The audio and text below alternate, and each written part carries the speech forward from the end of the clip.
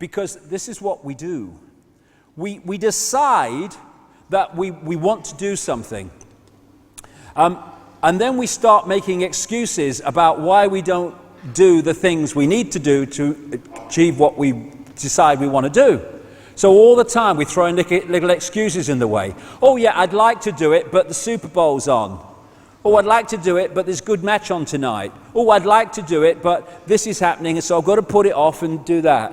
Well, you know, I'd like to tell these people around me that they're not going to suppress my life anymore, and I'm going to express my full uniqueness. But what I thought is, you know, there's something coming up. I don't want to upset people, so I'll put it off. I'll do it next week. All the time we can do this. Now, we either want to be free or we don't want to be free. We're going to go for it or we're not going to go for it. Of course, there's diplomatic ways of doing it, but so often I see, and I do understand it, wanting to avoid what is necessary to achieve what people claim they want, and the excuse list just goes on and on and on and on and on.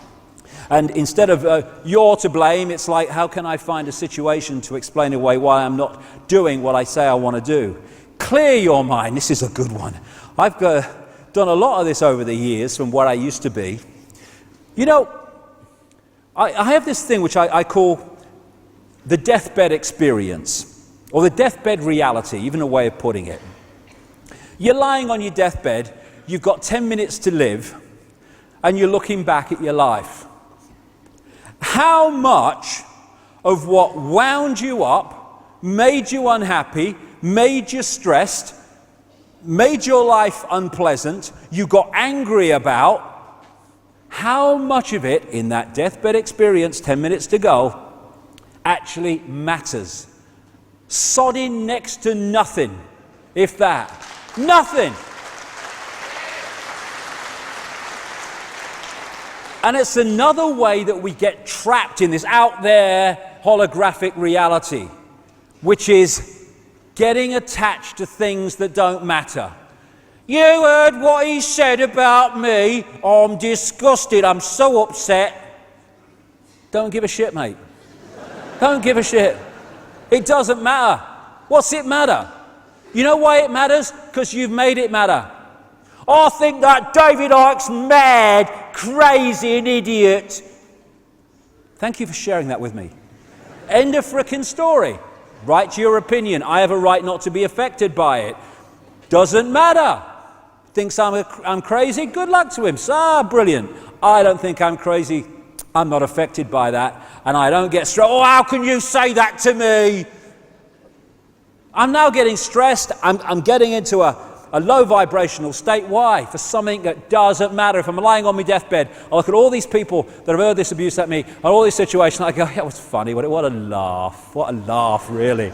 Right?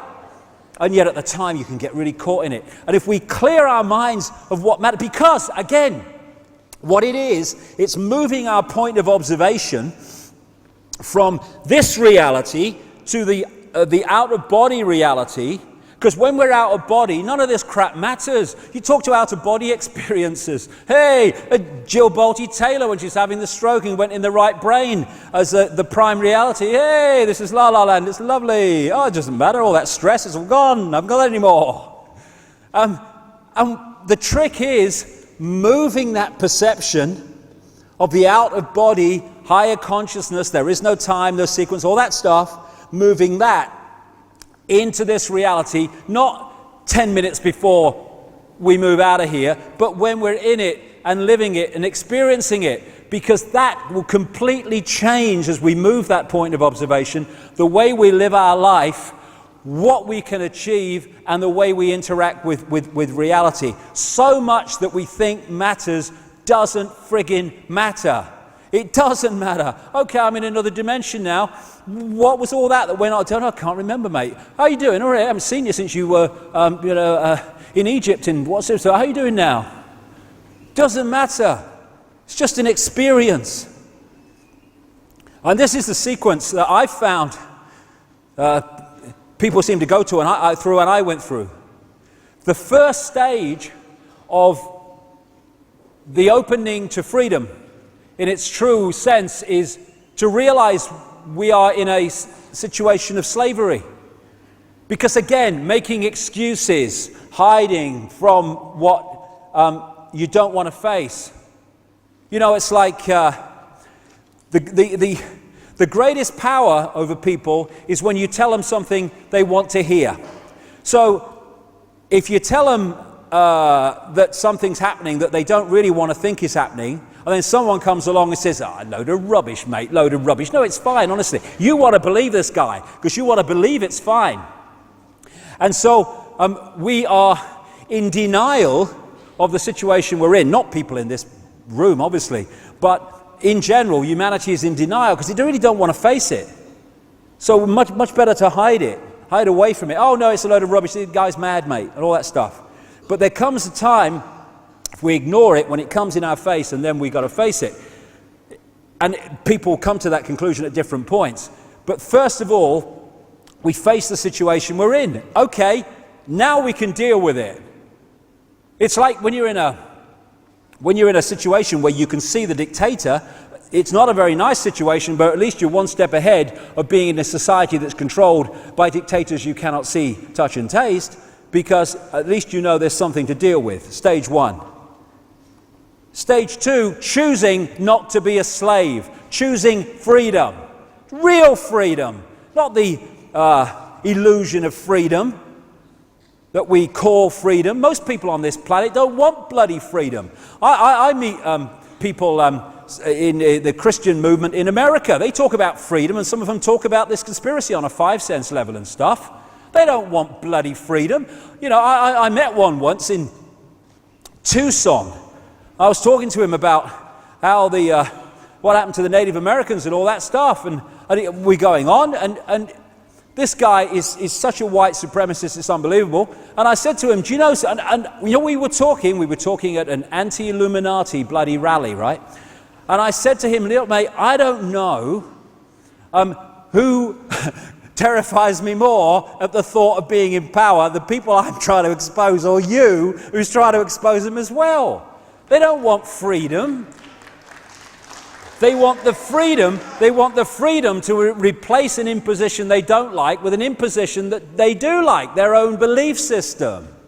Crikey, I've been, harangued by Christian people in America so often because I'm talking about Jesus and stuff and the Son God. Well, okay, don't accept it then. You believe that, I'll believe this. We'll have a beer, forget about it. No, must impose myself. You're not interested in freedom. So when we choose freedom, it's real freedom. And freedom, funnily enough, is not the freedom for us to do what we like at the expense of other people. It's the freedom of everyone to have the same rights as us. Freedom is not freedom for us to take the freedom to impose on others. It's accepting the freedom of others the same as we expect the freedom for ourselves. So, when we talk about banning freedom of speech, no one is against freedom of speech. It's like being against, wife violence. No one's for that. And no one's for the end of free speech. But then they start dealing with what free speech is. Oh no, you can't have free speech to say that. I believe in free speech, but that's going too far. No, you can't be a little bit pregnant, mate. Free speech is free speech, okay? You can't edit it, right? And when it comes to freedom of speech, people should have the right to say what they want and all the rest of it. And anyway, don't we want to know what people think about things rather than all going on in the shadows and no one knowing what's really going on? Of course, freedom of speech is freedom of speech. It's freedom, funnily enough, for people to say things we don't like and to stand for their freedom to say things we don't like as much as to say stand for freedom to say what we do like. Freedom is freedom. It's indivisible. So, I choose freedom. I'm not going to be a little bit free, I'm going to be free. And I have a simple philosophy. People say, freedom, that means you do what you like. I have a simple philosophy. Do what you like, so long as you don't impose it on other people. Real simple. And people say, well, no, that would be chaos, that would be anarchy. No, it wouldn't. Be opposite of that. Well, what about people who murder people? Well, I think that's imposing your will on somebody. Do you think that might be that? I think we might just kind of, and we can do this. Someone wants a party. Some kids want a party. The local people don't want the noise. What happens in this world now? Left brain structure. You've got to make a decision. Are they going to have the party? You're going to have the noise. We'll go with the residents. They've got to vote. Okay. Now, what we can do. They want a party. They don't want the noise. We must find a place for these kids to have a party where these people are not affected by the noise. Everyone's a winner. Sorted. Harmony. This is what society can do. Most of the problems are not real problems. They're just the fact that we don't want to sort them out because we don't want to change society in a way that will sort them out. Simple as that. And when we choose freedom, again, I choose freedom, but not when there's an R in the month there's a good match on. And not if I have to face this official bloke who looks pretty nasty. I don't choose freedom then. Making excuses. We can make excuses not to express our freedom all the time. And if we do that, then we're never going to be truly free. Then we get, after acknowledging our situation, making the choice to change, then we can start the transformation. Why? Because when we go for it, real choice to be free, then everything changes. Energetically we change. What we draw to us changes. People come in and out of our lives that add to our understanding and our ability to go down this road of freedom. Everything changes. Transformation. And it's a wonderful thing. It can be a challenge. I love this film, The Dead Poets Society. Robin Williams in this film, when he's teaching the kids and basically saying, look at the world from a different angle. He used to stand on his desk or their desks, and he was asked, why are you standing on the desk? And he said, I stand upon my desk to remind myself that we must constantly look at things in a different way. You see, the world looks very different from up here. You don't believe me? Come and see it for yourselves. Again, when we start to make this transformation, we start to move with it our point of observation of the world. And if we move our point of observation, we're going to start acting in different ways. We are going to start perceiving in different ways. And therefore, again, we've got to let go the fear of what other people think. Oh, you can't stand on the desk. It's stupid, sir. That's what so many people do. Ooh, no, I better not do that. They'll laugh at me. Boom. Real freedom. Choose freedom. No excuses. And you look at the world from a different angle. You stop seeing yourself in these terms. Little me. I can see myself down there somewhere. Looking in the mirror. This is me. Hey, it's good. It's a computer. It's a computer. It's a wonderful, incredible thinking energy construct with consciousness up to a point. And it's the great vehicle for us to experience this world, but it's not who we are. And if we identify with it, we identify, apart from it being a vehicle, we identify with the computer and not us.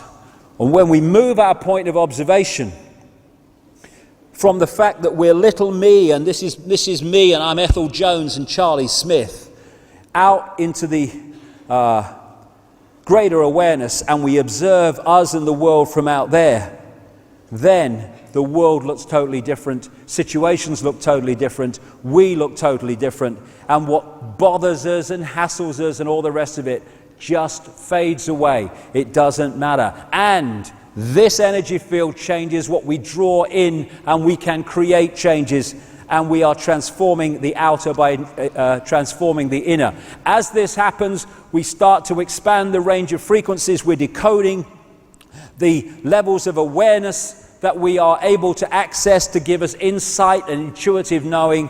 My God, we're on our way. This is the level of the transformation. This is the level of the revolution, if you want to call it that. It's not guns, it's consciousness. And we wake up. And as that happens, we wake up and we go, why didn't I see it before? So many times people have said that. I can see it now, it's so bloody obvious. Why didn't I see it before? Because that's what you were before. And then suddenly, boom, boom, point of observation. Oh my God, it's obvious. And this is happening now, this wake up. It's happening. It can be challenging, mind. I'm not saying it's a doddle, because that sums up some of the ways I felt over the years. And last Tuesday, no, not quite so much now. But this was a great one of me in 1991. I tell you what, that really kind of absolutely encompasses symbolically my inner self. And why? Because when we start to transform, what we put out changes, what we draw in changes, and the outer world appears to collapse. Oh my God, what do we say? My life's falling apart, mate. Mine did. Because the construct going out fell, the construct it was creating fell, my experience, my life's falling apart. But what happened? As a result of the collapse of that rigidity, that false reality that I was living, as a result of that, bingo, another reality could come. Would I go back, despite everything, to what I was before I started to wake up and went through that shite? No frickin' way. No way, thank you very much. No way. Hello, good evening and welcome. Here is this sport. And there's snooker on tonight. I was him? Oh my God. No, that was him. This is me. Different. Simple as that. This is the big, big thing to get over. This is the four-letter word that controls the world. And, it's fear that allows this to happen. This guy's in control because they're following and all the rest of it. Now, if any of these bloody sheep said, sod this for a lark, I'm off, he's in real bloody trouble now, isn't he? Where's the point of control now? It's not on the sodding tractor. He's got 100 sheep to find. But here, oh yes, bah. Did you see the news last night? Yeah, bah. He's in control, sitting on his sodding tractor, doing bugger all. This is the way the society works. Oh, I better not go out here, I better not go out there. No one's telling you not to, in fact, but it's the mouse in the laboratory maze. Oh no, I'm going down there, not going down there. Oh no, all that stuff. And it means that we are in symbolically this state. And if we go, I am me, I am free. Hey, you on the tractor, see ya. And everyone does that. God, the tractor's lost his power. He's not in control of the situation anymore because we've taken control back. And if the sheep did that, this guy would have no control over them. The idea is to lock us into a belief system, lock us into a suppressed and encased reality, and it's called fear. And fear puts you in your shell. He's ever so insecure, he's always in his shell, I'm trying to bring him out of his shell. All these bloody phrases we use absolutely describe what we're talking about, and we get stuck in the bloody box. Oh, I'm going to Oxford this year, pass me exam. Feardom or freedom? Feardom is what controls this reality. It's what controls our energetic state, our vibrational state, our density, and all the rest of it disconnects us. Freedom is what can set us free. And fear of what? As Gandhi said, today is the tomorrow you worried about yesterday. Was it worth it? Was it? I know people, they're going to the dentist and they're going, oh God, I've got to go to the dentist in 3 weeks' time. Oh my God, I'm ever so worried. Oh no, God, oh no, I can't go out and worried. No, about the dentist. 3 weeks later, they're sitting in the waiting room. Oh my God, I've got to the dentist. Oh my God. Mr. Smith, this way. Oh my God. 5 minutes later, walks out. Oh, no problem. It was all right. No problem. Spent 3 weeks of agony projecting forward fear of yesterday or tomorrow. Why? When we get caught in this thing about survival, it's very important, because when we get into a point of survival, we get into the reptilian brain. We lock in there because that's our survival instincts and our survival mechanism. Survival. Survival of what? Survival of life. I don't want to die. A doctor save me. And all this stuff. There is no death. There is only life. There is only infinite consciousness, infinite awareness, infinite eternal existence within all that is, has been, and ever will be. They're the 2 points of observation. One, survive, survive, survive. One, there is nothing to survive. Chill out, mate. Okay, that's what it's like. So, there are very two different ways of looking at things. When we lock into body consciousness, we can lock into survival mode. Why? Because the body software has many survival mechanisms and programs within it. And that's not a bad thing, that's a bloody good thing. Because within this reality, this survival instinct of the holographic level of the body computer is a good thing. We wouldn't last long if those survival mechanisms weren't here within the computer, within the world that we live in. It's when they are the governor and take over. They don't just react in times when we're in danger, they are there all the time. Oh, I'm ever so worried. My mother used to say about a neighbour, it's being so worried that keeps her going. What? What? But so many people, and I noticed this from earlier in my life. I could worry for flipping England. I ain't standing here cross-legged on a bloody mountain saying I'm speaking to my disciples and all that shite. I have been through all this shit and continue to go through a lot of it. So when I'm talking about these things, I'm talking to my sodding self as much as I'm talking to anybody else. And this is what we all experience. It's not about this or that. God, the shite I've been through, I could, oh God, emotionally and all that other stuff. And so when we get caught in that, we get caught in body consciousness. And you get people, I call it emotional addiction. I had this at one time. An emotional addiction, the receptors of the cells that take in heroin and cocaine and all that stuff, they are the same receptors that take the chemicals caused by emotions, because emotions create a chemical reaction in the body and vice versa, hence the mercury and the fillings and all that stuff. And we can get into a state of emotional fear and fear of not surviving. It's kind of all different expressions of that, where we need a fix when there's nothing to worry about.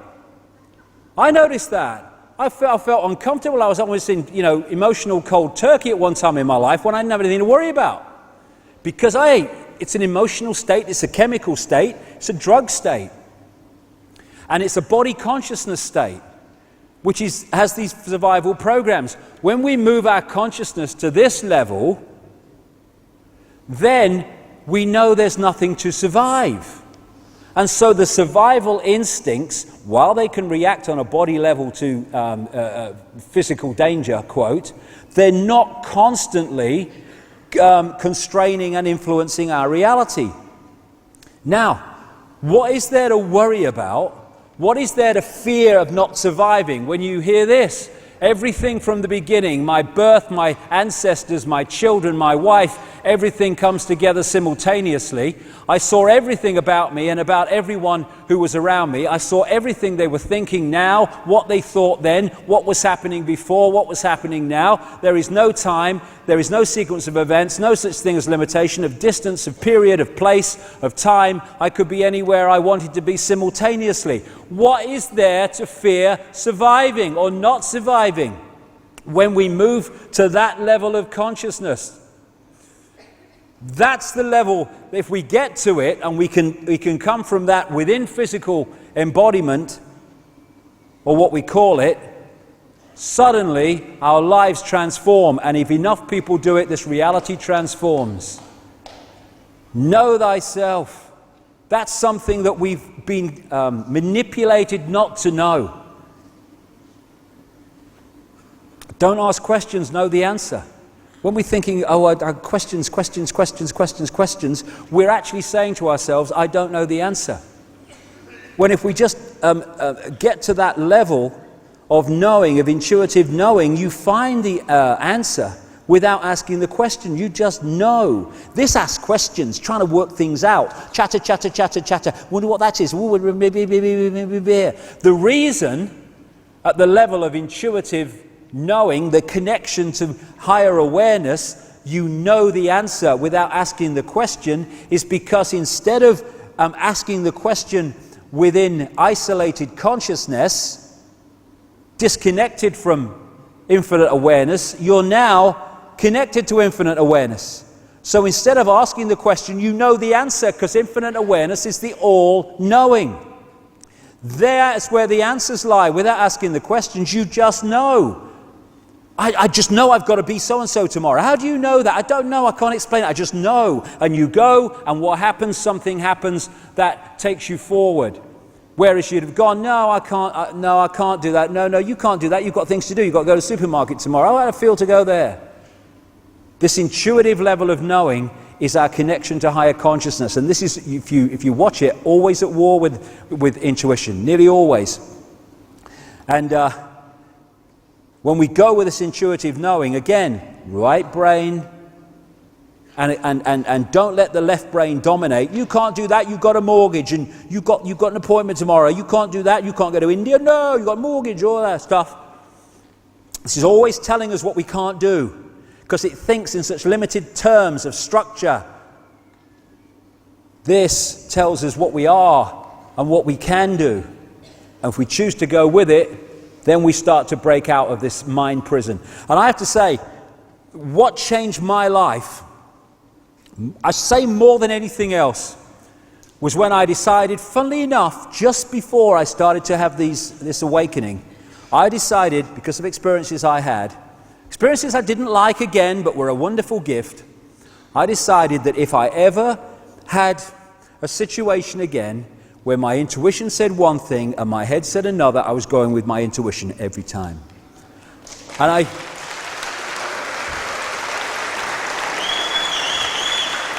I went with it, and I went with it, and I went with it, and you may have noticed it got me into a bit of trouble sometimes. It got me into a bit of trouble. But what happens then when you follow your intuition and you get into a bit of trouble? I got in a bit of trouble, Betty, and all that stuff. No one remembers that either. My bloody age, I don't know. This crosses the arms. See, I bloody told you, didn't listen to me, get into trouble. I know, you should have listened to me. A lot of people go, yeah, I know, oh no, I'll never do that again. But if you keep going with your intuition, you keep following this knowing, these urges, these passions of what you want to do with your life and where you want to go and where you want to be, eventually the sequence of situations leads the left brain, which is an observer of reality, and if you talk its language, it can kind of come round. And it says, hold on a second, when you follow your intuition, you get into a bit of trouble, but then that led to that, and that led to that, and that led to that. Oh, it works out in the end, doesn't it? And what happens, and this happened to me around the mid-90s, what I felt intuitively and what I thought became one. So there was the war stopped. I want to do this. No, you got to do that. You got to do this. Stopped. And now they operate as one unit, because this has seen enough of what intuition does to go, okay, I can see it. I'll go with this. And it's open to anyone to do that, to stop that war between intuitive knowing, because they should be working as one unit. They shouldn't be at war. All these different elements that decode reality should be working as one unit to do this. And then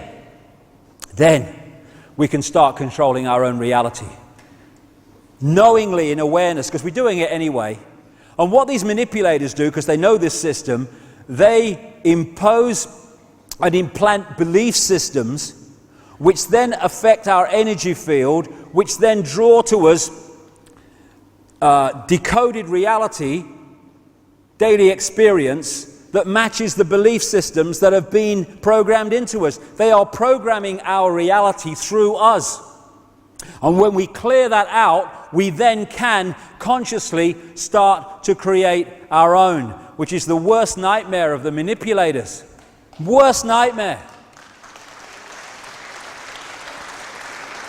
It was in the Matrix movie when the Neo character went through the death experience and came through it and realized it was an illusion, and he stopped seeing people in the holographic world, as I would put it, as people, and started seeing them like that. When he realized it was all an illusion, that's when he was able to control his own reality. There's a lot in that movie that's true. And as we change our own energy field, we are then able to make that consciousness change available to other people. In this 100th monkey syndrome they talk about, which is connection between people.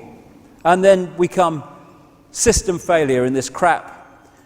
Now, I've got 10 minutes left before they throw me out. So I want to talk about this, and it comes on the end of all that I've talked about in this last section. There very much seems to be a shift in consciousness going on. When I first woke up, amazing things were happening to me, and I didn't understand them. One of the themes at that time, we're talking 1990, was that there was a consciousness shift coming. I kept meeting psychic people a lot in those days, and they kept saying, I'm getting something, I'm being told to tell you this, and again it was, there's a consciousness shift coming. There is an awakening coming. People are going to come out of the trance in effect, and it's happening now. And now as the 90s have become the new century, more and more this stuff about this shift is going on. An energy shift, which is acting like a spiritual alarm clock. And I've seen it. All over the world I've seen it. People starting to get it and wake up and see the true magnitude of who they are. This energy change is happening, and therefore those that open their minds to it are starting to access and decode different frequencies, different ranges of reality, which are starting to change their experienced reality from division to oneness. And there's a lot of talk about 2012 and the Mayan calendar and all that stuff.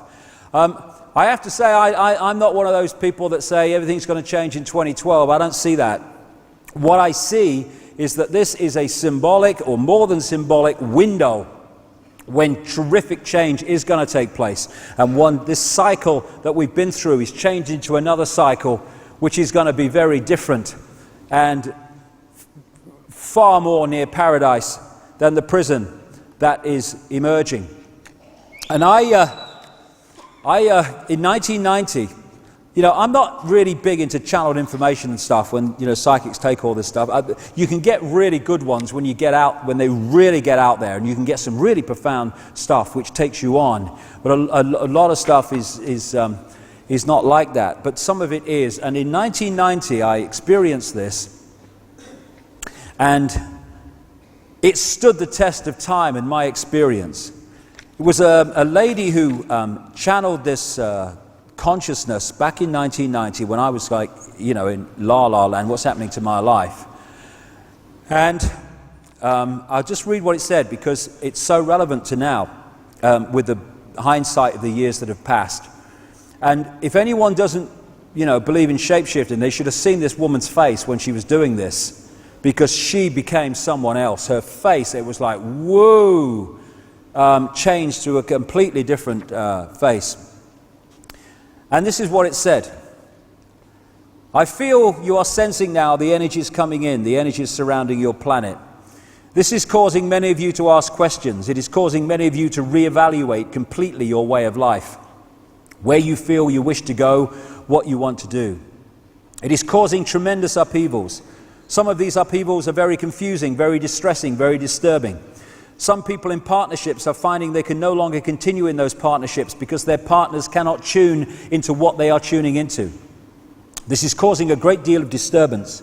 And I have said to this sensitive on more than one occasion that you must organize yourselves into groups to support each other. Now then, my own allegiance with your planet goes back to an Atlantean period when there were many energies being used and information and knowledge being used, which were, for particular reasons of safety, withdrawn, shall we say, to prevent complete catastrophe, to prevent total destruction of your planet. One could say these were sort of emergency measures, if you like, to prevent the inhabitants of this planet from an untimely destruction. Now at that time, shall we say, this knowledge was distributed only to the few. It was taught in what you could call a temple setting, though I'm very careful about using this word. It has connotations maybe. So let me use that word in the broadest possible sense. There were those initiated into this knowledge, there were grades of initiation, and those who passed the full initiation. These were known as the guardians of the light and the keepers of the secret knowledge. This is the context from which I'm coming. There was a time when this knowledge and the energies were withdrawn. It is very difficult for me to explain to you precisely what I mean by that, so I will let you mull these things over. As the energies around your planet quicken, this is 1990, so these latent energies, these energies which have been withdrawn, will now be phased back in. They will gradually be awakened. As the consciousness level of your planet raises itself, those of you who are working together to raise your consciousness, you will be able to hold more and more refined vibrations, and so we will be able to use you as a catalyst to be able to feed in more and more energies. Because as we change, we bring this change into this reality. As more of you raise yourselves to meet the challenge, so we can awaken more of these energies.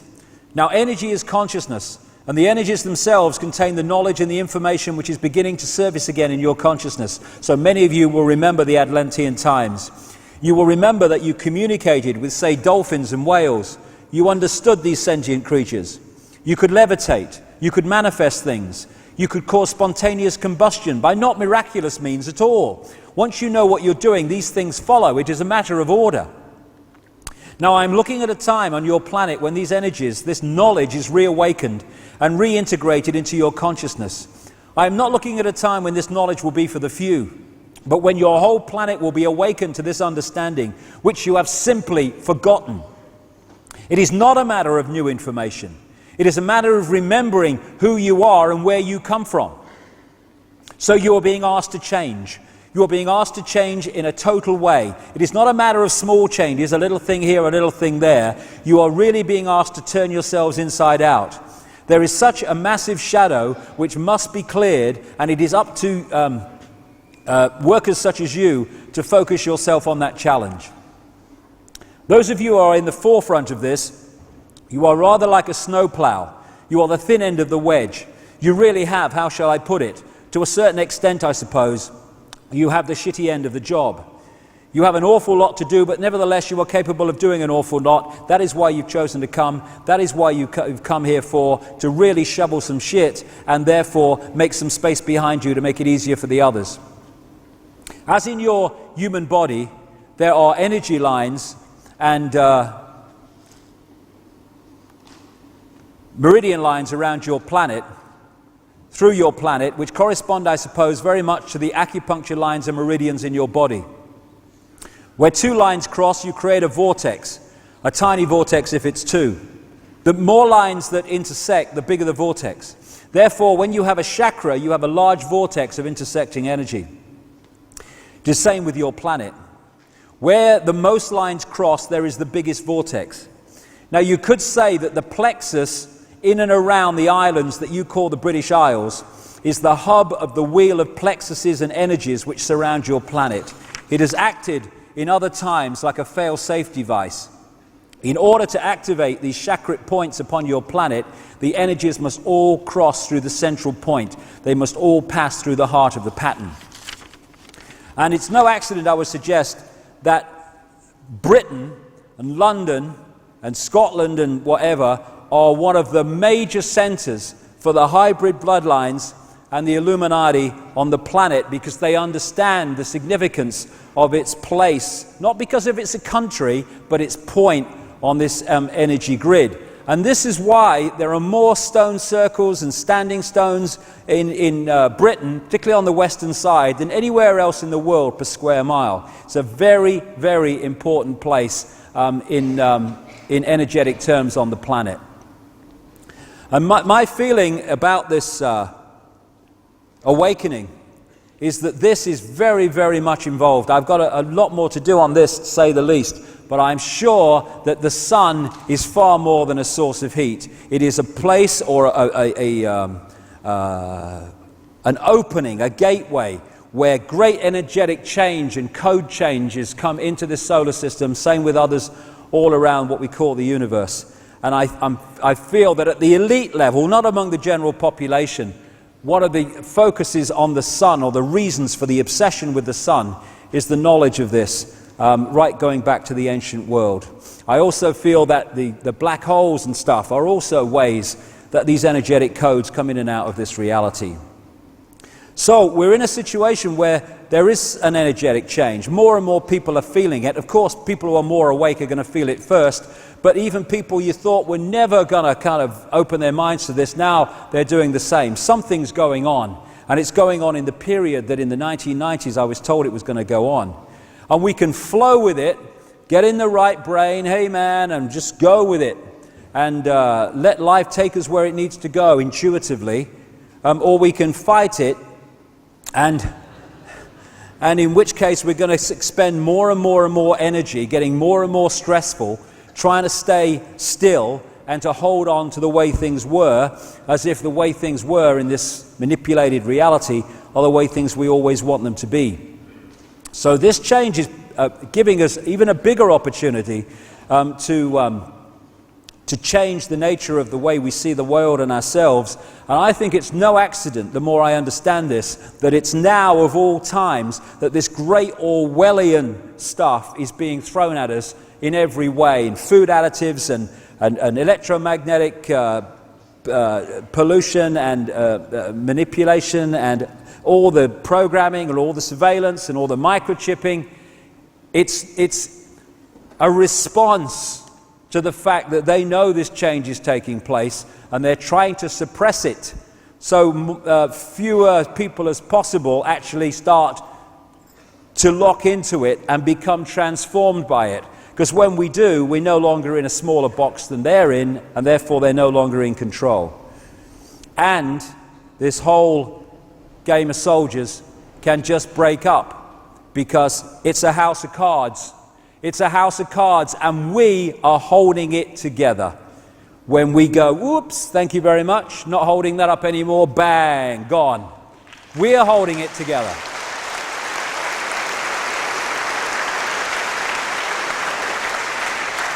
That's the point.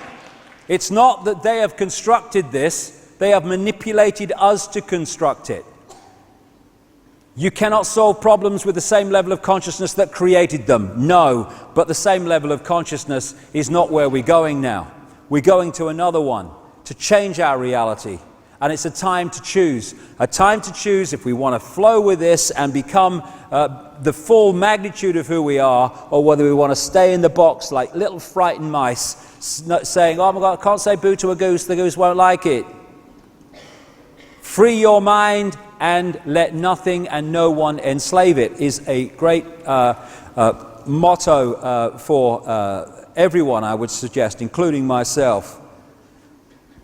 As Mencken said at the start of this event today, I believe that any man that takes the liberty from another into his keeping is bound to become a tyrant, and that any man who yields up his liberty, in however slight the measure, is bound to become a slave. That's how we got into this. Voltaire, so long as the people do not care to exercise their freedom, those who wish to tyrannize will do so. For tyrants are active and ardent, and will devote themselves in the name of any number of gods, religious or otherwise, to put shackles on sleeping men. We have created it because we have become sleeping men and women.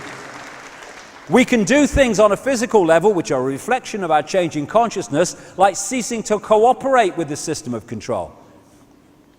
We've had a discussion outside the White House. We've had a discussion and we've decided this is going to happen. Mass of the people. No, it's not. We ain't doing that. Where's the power? Gone. Gone. The power is with us, and we have been cooperating with the building of our own prison. When we cease to cooperate, the prison can't be built because there's not enough people to do it if the people who are being enslaved don't do it to themselves. As Albert Einstein said, the pioneers of a warless world are the youth that refuse military service.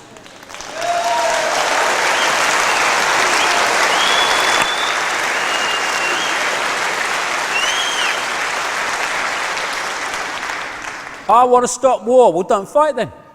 Don't fight. If they don't fight and they don't fight, where's the war? He used to say in the 60s, what if we had a war and no one turned up? No fripping war. And support our troops. they tell us. The people who say that in the dark suits are sending young kids to the slaughter just to serve their bloody agenda. That's how much they want to support our troops. Sodom. They never fight the wars. Have you noticed that? George Bush declares a war. If he'd have been on the front line when the first bullet was fired in Iraq, he'd have been under a bed in Houston when the second bugger went off. These people don't fight wars. They send young people to fight bloody wars. When they don't, there's no bloody war. That's what we need to do. And it's like religions. So, the guy in another country, the leader, he sends his youth off to war. This guy in this country sends this youth off to war. The two youth fight each other. For what? For two pairs of prats with an agenda that they even know about, probably. If we can move our point of observation from in this world to the out-of-body state, then we change our reality. And in an out-of-body state, we ask ourselves, so often, I say this, what would change this world dramatically overnight is if everyone started doing what they knew to be right instead of what they thought was right for them in the moment. What a transformation that would be. All the time, we intuitively know what is right, but it's like, yeah, but what are the consequences for me? What are the consequences for me, or what's stopping this transformation of this world happening? Because, I think it's unjust, but if I do something about the unjustness of this, what will be the consequences for me? People say to me all the time, insiders, look, I'll give you this information, but don't mention my name, will you? All right, I'll do it then. And when we get to that point where we're doing what we know to be right, instead of doing what we think is right for us in the moment, then everything changes. And what is right for us in the moment? Only what body consciousness thinks it is. In the out-of-body state, when we're in that state, are we saying, oh my goodness me, I ain't half glad that I didn't do what was right there, because I'd have had a bit of a problem here? No, we'd have said, we should have done what was right there, because that was the right thing to do. That's the point of observation when we're out of this program reality. As Martin Luther King said, injustice anywhere is a threat to justice everywhere. Injustice for people we don't like is just as important as injustice against people we do. What would oneness do? That's the question. If we were in that oneness state, what would it do in this situation? Would it say, what are the consequences for me, or would it do what it believed to be right? As this man said, if it's not right, don't do it. If it's not true, don't say it. Well, okay, that's changed the bloody world straight away. As Martin Luther King said, cowardice asked the question, is it safe? Expediency asked the question, is it politic? Vanity asked the question, is it popular? But conscience asked the question, is it right? And there comes a time when one must take a position that is neither safe nor politic nor popular, but one must take it because it is right.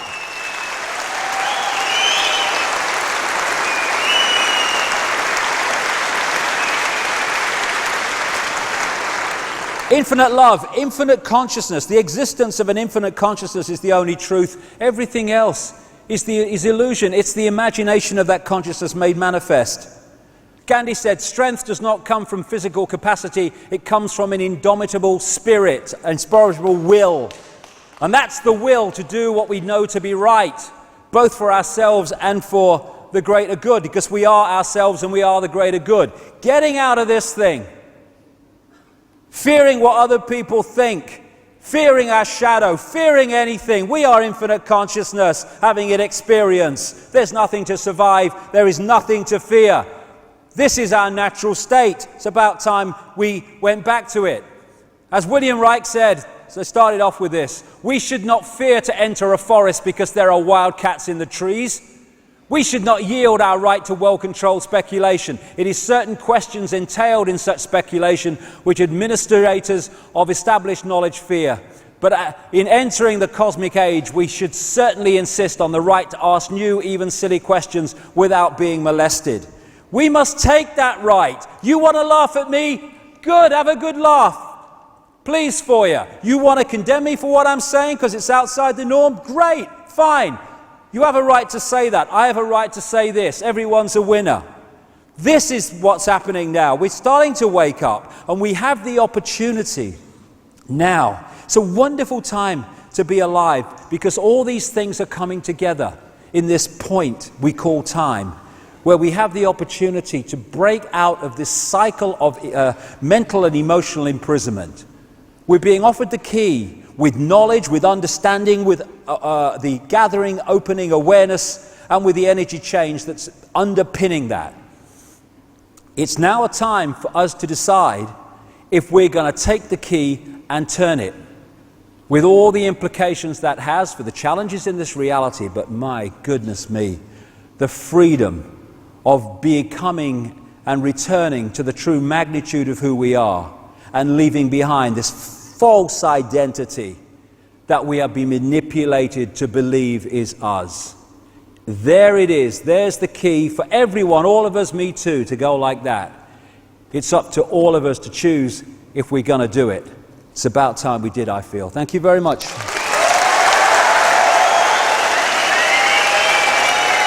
Thank you. Thank you. Thank you. Thank you. Thank you.